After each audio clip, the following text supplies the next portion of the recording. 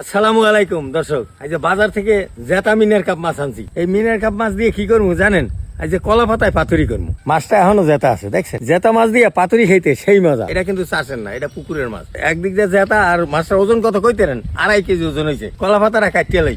চলেন দর্শক, আপনারা একটু জানাইন তো এইরকম জেতা মাছ কত টাকা কেজি? এইটি আমি তো 300 টাকা রেখে কেজি কিনছি, 750 টাকা দাম হয়েছে। ধর মাছটা ধর, আমি কলা পাতাটা কাটিয়ে লাই।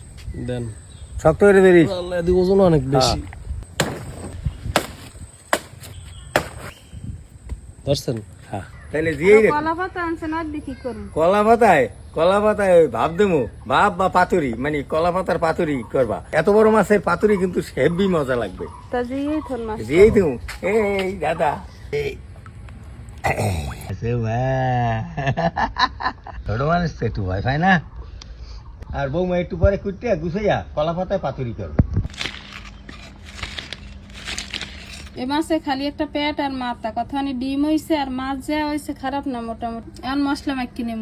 পেঁয়াজ রসুন, হলুদের গুঁড়ো, মরিচের গুঁড়ো, জিরের গুঁড়ো, লবণ, তেল দিয়ে দেব। মশলা মাখা হয়ে গেছে, বড়কে মাছটা পেঁচাইলাম। একটু তেল দিয়ে দেব, এখন বরফটা পেঁচাই নেব। এখন মাটি করিতে দিয়ে দেব। মাটি করিতে দেওয়ার কারণ হইলে এটা পড়বে না তাড়াতাড়ি। এখন উল্টোই দেব।